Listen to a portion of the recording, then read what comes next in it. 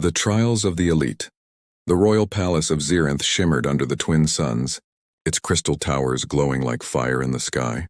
The grand court was filled with thousands of nobles, soldiers, and scholars, all gathered for one reason: the royal trials every century.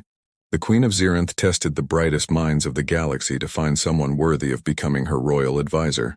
It was not just a test of intelligence, but of grace, creativity, and courage. The queen sat high upon her throne, her silver crown sparkling with starlight. Her face was calm, but her eyes were sharp, watching every contestant with quiet disappointment. One by one, the alien elite stepped forward, their armor polished, their minds filled with pride. They had studied for years to prepare for this moment. Yet every one of them failed. The first challenge was a puzzle of cosmic energy. The queen asked them to balance light and shadow using floating crystals that represented the stars. The first contestant, a proud warrior from the Xyrlan Empire, tried to use brute strength. The crystals shattered, and his failure was met with cold silence. The second challenge was a test of wisdom. The queen asked a simple question: what is the purpose of power? The scholar from the Vera system gave a long speech about dominance and fear. The queen only said wrong and dismissed him. The third challenge was one of empathy. The queen projected the image of a dying planet and asked, "What would you save?" The noble from the Karth Dominion chose the cities of wealth. The queen whispered, "You would save yourself," and turned away. Hours passed and still no one pleased her. The court began to whisper. Some said the queen had grown tired of perfection. Others said her standards were impossible. At last, the final elite, Lord Draxon of the Vornkai, stepped forward. His golden armor reflected the light like a sun. He bowed deeply, his pride unshaken. "Your Majesty," he said, "I will succeed where others failed." He took the test of balance, but his crystals exploded. He spoke of power, but his words were hollow. He tried to fake compassion, but his eyes betrayed arrogance. The queen sighed. "You too have failed," she said quietly. Her voice echoed through the hall like thunder. The nobles fell silent, the court trembling under her gaze. Then, a strange sound broke the stillness, a squeak, followed by a crash. Everyone turned, confused. At the edge of the grand hall, a man in a blue janitor's uniform stood frozen, a mop in one hand and a bucket spilled at his feet. Soapy water spread across the crystal floor, reflecting the queen's throne like a mirror. His name tag read Eli Carter, and he looked terrified. The guards moved instantly, plasma spears raised. "Human," one of them hissed. "You have defiled the sacred floor." Eli stepped back, raising his hands. "I'm so sorry," he stammered. "I didn't know this area was off limits. I just came to clean." The nobles laughed. Their elegant voices echoed cruelly across the chamber. "A human?" Someone whispered. "How did a janitor enter the royal court?" The queen raised her hand, and the laughter stopped. She studied the man before her, a simple human, small and nervous. His eyes were not filled with arrogance or fear, only sincerity. "What is your name?" She asked. "Eli, Your Majesty," he said quickly, bowing awkwardly. "Eli Carter from Maintenance." "Maintenance," she repeated softly. Her voice carried curiosity instead of anger. "Do you know where you stand, human?" "In a lot of trouble, I think," Eli said honestly, and the court gasped at his boldness. The queen tilted her head, almost amused. "Tell me, Eli Carter of Maintenance, what do you know of the royal trials?" "Nothing, ma'am," he replied. "I'm just here to mop floors, not solve galaxy problems." A faint smile touched the queen's lips. It was the first hint of emotion the court had seen from her in years. "Perhaps that is what makes you different," she murmured. "You are not blinded by pride," the nobles protested. "My queen, he is unworthy. He is not even of noble blood." But the queen ignored them. She rose from her throne and descended the marble steps. Her flowing silver robe shimmered with the light of the suns. Every step echoed through the vast chamber until she stood face to face with the trembling human. "Eli Carter," she said, "I command you to take the final trial." The court erupted in shock. "A human cannot take the royal trial," one shouted. The queen silenced them with a glance. "He shall take it," she declared, "if all my elites have failed. Perhaps I will see what humility can achieve." Eli swallowed hard. "I don't even know what the trial is," he whispered. The queen smiled faintly. "You will soon find out," she said. "Let us see if a janitor can do what kings could not." The nobles watched in disbelief as the human janitor stood alone before the queen. Surrounded by shimmering crystal light in that moment, Eli Carter, an ordinary man from Earth, had unknowingly stepped into a story that would shake the entire galaxy. And somewhere deep in the Queen's heart, for the first time in decades, she felt something stir, a quiet spark of curiosity, a whisper of hope. Perhaps, just perhaps, this human would change everything. The human disruption. The air inside the throne room felt heavier than before. Every noble, soldier, and scholar watched in disbelief as the human janitor stood before the Queen. The shining floor beneath Eli's boots still glistened with the soap he had spilled earlier. He gripped his mop like a soldier holding a weapon, though his hands trembled slightly. The Queen turned toward her court, her voice calm yet filled with quiet command. "Prepare the final test," she said. Her tone allowed no argument. The nobles obeyed, though their expressions twisted with disbelief and insult. In moments, the floor shimmered with shifting light, forming the trial of paradox. It was said to test not knowledge, but the ability to see truth through confusion. No alien had ever passed it, not even the greatest minds of the Royal Academy. Eli looked at the glowing pattern forming before him. 3 circles of light floating above the ground, each pulsing in rhythm. What exactly am I supposed to do?" he asked softly. The Queen sat back upon her throne, her eyes steady. "Choose the circle that holds the truth," she said. "Each one speaks, but only one tells no lie." The first circle spoke in a deep metallic tone. "I am the path to wisdom," the second whispered. "I am the path to power." The third said nothing at all. Only glowing gently like a sleeping star, the crowd murmured. The challenge had baffled every alien before him. Some had argued, others had debated for hours. All had failed. Eli frowned, tilting his head. "So, one of them is honest, right?" "Yes," the Queen replied. "Choose wisely, human." He scratched his head, then pointed casually to the silent one. "That one." Gasps filled the chamber. "He didn't even think." Someone shouted, "He mocks the Queen's sacred test." The Queen, however, leaned forward. "Why that one?" Eli shrugged slightly. "Well, the other 2 talk too much, ma'am. I've learned something back on Earth. People who keep saying they're wise or powerful usually aren't." The court fell silent. His words, simple and clumsy, cut through the air like a blade. The Queen's lips parted slightly, as if she had forgotten how to breathe for a moment. Then she laughed, a small, genuine laugh that echoed like music through the hall. It was soft human laughter, not the royal, forced kind her court used to hear. That sound froze everyone. Even the guards stiffened. The Queen had not laughed in decades. Since the end of the War of Ascension, Eli blinked. Did I say something wrong?" The Queen smiled faintly. "On the contrary," she said, "you spoke truth." Her laughter still echoed softly, but the nobles were terrified. One of them fell to his knees, shouting, "Your Majesty!" "The law of silence." "You cannot laugh. It is forbidden since the blood oath." The Queen's smile faded slightly as she looked down at them. Remembering the ancient law centuries ago, she had sworn never to laugh again until her people were free of suffering. And now, a human janitor had broken that vow with a single sentence. Eli noticed the tension rising around him. Guards tightening their grips, nobles whispering like venomous snakes. "Hey, listen," he said quickly. "I didn't mean to upset anyone. I just kinda say what I think usually gets me in trouble back home, too." The Queen studied him. Her expression softened. "You did not upset me. Human," she said quietly. "You reminded me what it means to feel alive." The nobles looked horrified. "Alive?" One whispered, "This is treason to the royal oath." The Queen's gaze turned sharp. "Enough," she said. "The test is over. But, Majesty, silence," she commanded. "The human has passed." The hall erupted with chaos. Some shouted in outrage, others in disbelief. "A human janitor cannot pass the sacred trial." A general cried, "He mocks our traditions." But the Queen ignored them. Her focus remained on Eli. "Tell me, Eli Carter," she said softly. "Do humans always speak so plainly?" He smiled awkwardly, rubbing the back of his neck. "Mostly, yeah. We don't have fancy words where I come from, ma'am. Just problems and bad coffee." A faint light of amusement danced in the Queen's eyes again. "Perhaps that simplicity is your strength," she said. "Your kind sees truth without the veil of arrogance." The court remained in stunned silence as the Queen rose. Her voice carried across the hall with quiet authority. "From this day forward, let it be known that the royal trials have a victor," she said. "A human has succeeded where every elite has failed." The nobles could not believe what they were hearing. Some bowed in shame, others stormed out in anger. The galaxy's hierarchy had been shaken by a janitor's words.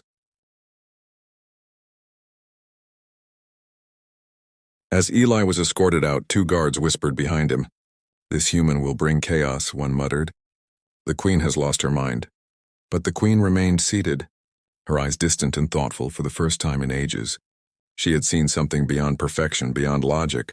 She had seen honesty, and deep inside her heart a silent thought formed, one that even she dared not speak aloud.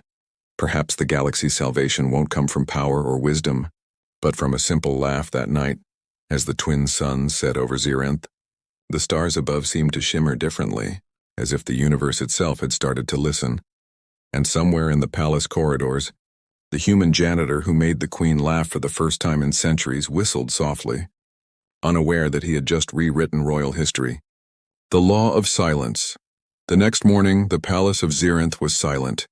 The laughter that had once echoed in the royal hall had turned into whispers of fear and outrage. The queen's decision to let a human janitor pass the sacred royal trial spread across the empire like wildfire. Every noble house and military commander spoke in disbelief. The queen broke the law of silence, they said. She laughed. And for a human. Eli Carter didn't understand the storm he had started. He walked through the palace corridors with his mop and cleaning drone. Humming softly, the guards who passed him glared. But he smiled anyway. "Morning," he'd say, even when no one answered inside the throne room. The queen sat in silence. Her advisors surrounded her, their faces grim. "Your Majesty," said Lord Corran, the head of the High Council, "by the law of the ancients, laughter within the throne hall is a crime. The royal oath forbids it. You must punish the one who caused it, or face rebellion." The queen rested her chin on her hand, her expression unreadable. "And you wish me to execute the human?" Corran bowed his head. "Yes, my queen. It is the only way to protect your throne and the sanctity of the empire." The queen's voice was calm. "Tell me, Lord Corran, how many wars has this law prevented?" He hesitated. "None, Majesty." "How many lives has it saved?" She continued. "None," he admitted quietly. Her silver eyes burned with quiet fury. "Then perhaps it is the law that must die." "Not the human," the council gasped. Several advisors shouted in protest. "That is blasphemy." "The people will revolt." "You defy the ancestors." The queen stood slowly, the light from the twin suns outlining her form like a goddess carved from starlight. "I defy stagnation," she said. "Our laws have made us cold. Our people live without joy, and yesterday, for the first time in centuries, I felt alive." The council fell to their knees, some out of respect, others in fear. Meanwhile, outside the chamber, Eli waited nervously in the corridor. He didn't know the exact words being spoken, but the tone told him enough. "They're talking about me again," he muttered. "That can't be good." A young guard named Lyra, who had been kind to him since the trials, stood nearby. "You should be careful," she whispered. "Some of the nobles want your head," Eli sighed. "Yeah, I kinda got that vibe," he said. "Back on Earth, I got yelled at for mopping too slow. Here I might get executed for making someone laugh. What a promotion." Lyra tried not to smile, but failed. "You really don't understand how much trouble you're in, do you?" "Not really," Eli said. "I just told the truth. That's all." The queen appeared at the end of the hall, her presence commanding silence. Everyone bowed deeply. Eli just awkwardly lowered his mop, unsure what to do. "Eli Carter," she said. "Come with me." He followed her into a smaller chamber filled with ancient holographic scrolls and glowing symbols. It was quiet and private, the air thick with history. "Do you know what you have done?" she asked. Eli rubbed the back of his neck. "Made a mess? Or a different kind of mess?" The queen's lips curved slightly. "Both," she said. "You have broken a sacred law, Eli Carter. The law of silence," he frowned. "I didn't mean to break anything. Sheesh, didn't even know there was a law about laughing." Her tone softened. "It was made during a dark time, centuries ago. After a war that took millions of lives, my ancestors swore never to laugh until the universe was at peace. But peace never came, so neither did laughter." Eli looked down, then said quietly, "That's kinda sad. You've been holding your breath for centuries, just waiting to live again." The queen blinked slowly, his words hitting deeper than any speech from her council. He shrugged.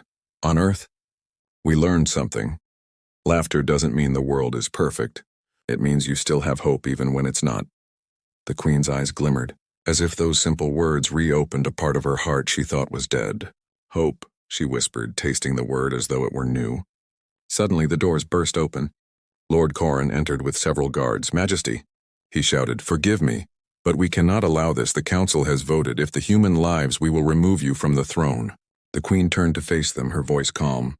"Then you will face the wrath of your queen," Corran sneered. "Your people will not follow a ruler who breaks sacred law." Eli stepped forward, heart pounding. "Hey, maybe don't fight because of me," he said. "I'm just a janitor, not worth a war." But the Queen didn't look away from her enemies. "You underestimate yourself, human," she said softly. "You reminded me that even rulers can forget to live." The guards raised their weapons, ready to strike, but she lifted her hand. "No harm will come to him," she ordered. "By my royal decree, Eli Carter is under my personal protection." The council members exchanged glances of rage and fear. They couldn't oppose her directly, not yet. But as they left the chamber, their whispers turned dark. Plotting in secret when they were gone, Eli sighed deeply. "I think I made a few enemies." The Queen looked at him thoughtfully. "Perhaps," she said, "but you also made me remember who I am." Outside, thunder rolled across the skies of Xynara as storm clouds gathered over the palace. In the distance, ships of the royal fleet moved quietly into new formations. The first signs of rebellion had already begun, and as the Queen stared out the window at the darkening sky, she whispered, "They think laughter is weakness. Soon they will learn how wrong they are." Eli stood beside her, unsure of what destiny awaited him. He was just a human janitor from Earth, but now, he was standing at the heart of an empire about to change forever, and somewhere deep inside, the universe itself seemed to hold its breath, waiting for what would come next, the rising storm. The night sky over Xynara was painted with red lightning. The royal city glowed beneath the storm, its crystal spires reflecting every flash like shards of anger. Inside the palace, tension thickened like smoke.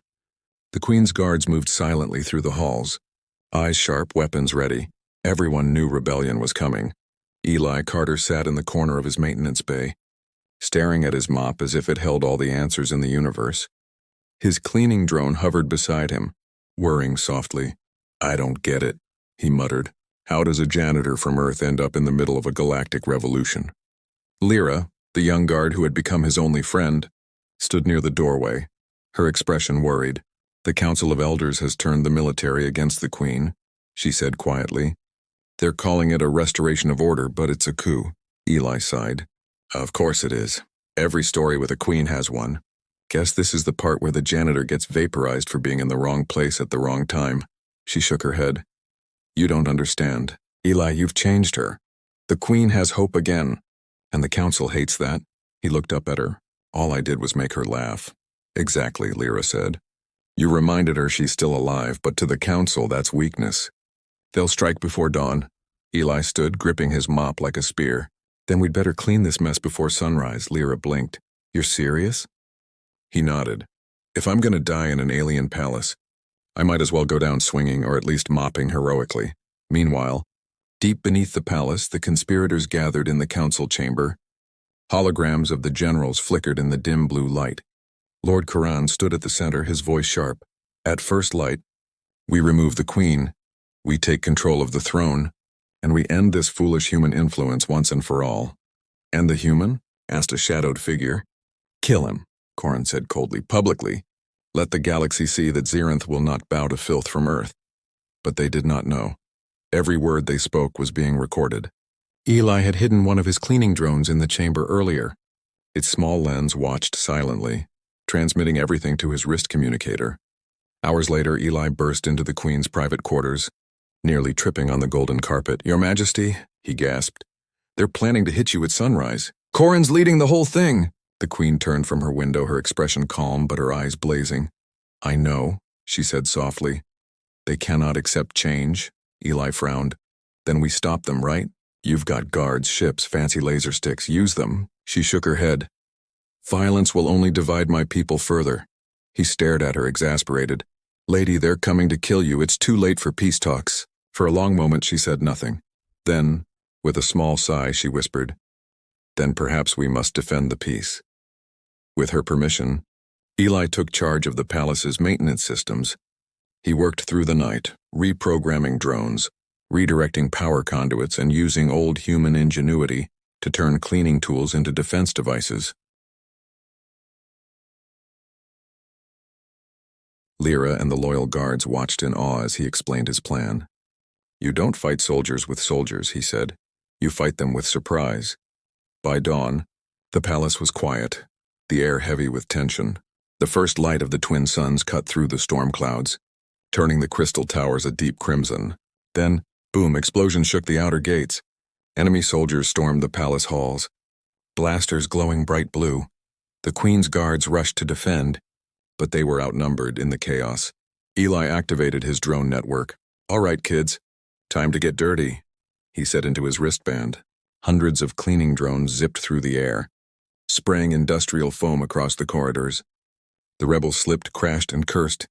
Blinded by clouds of white mist, then came the next wave. Electromagnetic pulse bursts disguised as maintenance lights. The palace shook with the sound of short-circuiting weapons. "What is happening?" shouted a rebel captain as his rifle died in his hands. From the shadows, Eli stepped forward, wearing an old maintenance exosuit reinforced with armor plates. The mop he carried now glowed with plasma energy. "Welcome to housekeeping," he said dryly. The rebels charged. But Eli used the foam-slick floors to his advantage, sliding past them and knocking them down with precise, ridiculous grace. Each hit echoed with a wet smack. Somewhere behind him, Lyra's laughter rang through the chaos. "You're insane," she shouted. "Yeah, I get that a lot," he yelled back. Up in the throne room, the queen stood at the center, her silver armor shining. The last loyal guards surrounded her. Their formation held as Corrin entered with his troops. "It's over," he sneered. "Surrender, or watch your people die." The queen lifted her chin, her voice strong and calm. "You mistake compassion for weakness, Corrin," she said. "You forget hope cannot be silenced." At that moment, a projection filled the room, the hologram feed from Eli's drone, playing back Corrin's secret meeting. Every treacherous word echoed through the hall. The soldiers froze, eyes wide. Corrin's face twisted in horror. "No, how did you—" Eli's voice echoed through the speakers, cheerful as ever. "Janitors see everything." "Buddy," the rebel soldiers turned on their leader. Hesitating in confusion, the queen stepped forward, her voice like thunder. "This rebellion ends now." Corrin lunged toward her, but Lyra's plasma blade struck him down before he reached the throne. The sound of his fall echoed like final judgment. The hall went still, the storm outside fading as light broke through the clouds. Eli stepped into the throne room, his suit scorched, his mop smoking slightly. "So, is it over?" he asked, breathing hard. The queen looked at him, then smiled faintly. "It is," she said softly. "Because of you." He shook his head. "Nah, because of teamwork and soap." The queen laughed quietly, a sound that filled the air like sunlight breaking through night. Across the galaxy, that single act, the queen's laughter, marked the beginning of a new era. But for now, inside the shattered halls of the palace, a human janitor stood beside an alien queen, both exhausted yet alive. And as dawn spread across the skies of Xynara, the queen whispered, "Perhaps hope truly comes from the most unexpected places." Eli smiled, wiping the sweat and foam from his face. "Told you," he said. "Never underestimate a janitor." The laugh that saved a kingdom. The storm clouds had cleared from the skies of Xynara. The twin suns rose slowly above the crystal towers, bathing the royal city in golden light. The rebellion was crushed, the traitors scattered, yet the silence that followed was not one of fear. It was the calm of a people who had just witnessed history change forever. In the grand throne hall, once scarred by blaster fire and smoke, repair drones hummed softly. Polishing the shattered floor, Eli Carter stood there, staring at the massive room he had mopped only days before. Now it was filled with diplomats, guards, and nobles, all whispering the same question: who was the human? He scratched the back of his neck, still wearing his damaged maintenance uniform. The once clean blue fabric was scorched, his boots covered in dust, but his smile hadn't faded. The great doors opened, and Queen Seraphine entered. Her silver gown trailed behind her like flowing starlight. The crowd fell silent, every alien bowing as she walked toward the throne. Her eyes found Eli immediately, and for the first time since the rebellion, She smiled. Eli Carter, she said softly. Step forward. He hesitated, glancing around. Me? Are you sure? You are the only human in this palace, she said. I am certain. He walked toward her, trying not to trip on the polished floor. He still couldn't believe any of this was real. Just a week ago, he was cleaning pipes in the lower decks. Now the queen herself was calling his name. When he reached the throne, she stood tall and raised her hand for silence. Citizens of Xynara, her voice echoed through the chamber. Today we stand not as conquerors or slaves to old laws, but as witnesses of change. She turned to Eli. This human, this janitor, did what no elite, no general, no scholar could do. He saw truth where others saw pride. He brought laughter where there was silence, and through his courage and heart, he saved not only my life but the soul of this empire. A wave of whispers filled the hall, some in awe, others in disbelief. Eli raised his hand awkwardly. Your Majesty, I really didn't save anyone. I just tried to help clean up. The queen's eyes softened. And yet you cleaned more than floors, Eli Carter. You cleaned the dust from our hearts. She reached for the ceremonial scepter beside her throne, the same one used to appoint royal advisors for millennia. By decree of the Queen of Xynara, you are hereby named royal advisor of the crown, she declared. The hall erupted in gasps. Some nobles even fell to their knees. A human advisor? This is madness, they whispered. Eli blinked. Wait, hold on, advisor. I'm not even qualified for jury duty back home. The queen smiled faintly. Perhaps that is what makes you perfect. You see things as they are, not as you wish them to be. A soft cheer began among the younger guards and attendants, spreading until the whole hall echoed with applause. For the first time in centuries, the throne room was alive with joy instead of fear. After the ceremony, Eli stood beside the queen at the balcony, looking out at the glowing city. The twin suns reflected off the glass spires like oceans of gold. I still can't believe this, he said quietly. Back home, people barely noticed me. Now the whole galaxy's staring. The queen looked at him with calm affection. Greatness often hides in humility, Eli Carter. You reminded us that laughter is not weakness, it is strength. He smiled, leaning on the balcony rail. Funny thing is, I didn't even mean to make you laugh. I just said what I thought. And that, she said gently, is the rarest gift of all. For a moment, they stood in peaceful silence. Then Eli chuckled. So, what now? You gonna rebuild the empire? And a few centuries of bad laws? Maybe install better floor signs so humans don't slip in royal chambers? The queen laughed softly, the sound echoing like music across the balcony. Perhaps all of the above, she said. But I will not rebuild the empire alone. Eli blinked. Wait, you mean me? Yes, she said. The galaxy has had enough of kings and conquerors. It needs something new, someone who remembers what it means to be human. He thought for a moment, then grinned. Well, guess it's time to trade my mop for a desk. Keep the mop, she said, smiling. It suits you. Far below, the people of Xynara began to gather. Word spreading through the streets. The queen has laughed again. They said the curse is broken, and so that day became known throughout the stars as the Day of Laughter. The day an empire was reborn, not through war or conquest, but through a single moment of joy shared between two unlikely souls. Years later, storytellers across the galaxy would still speak of it.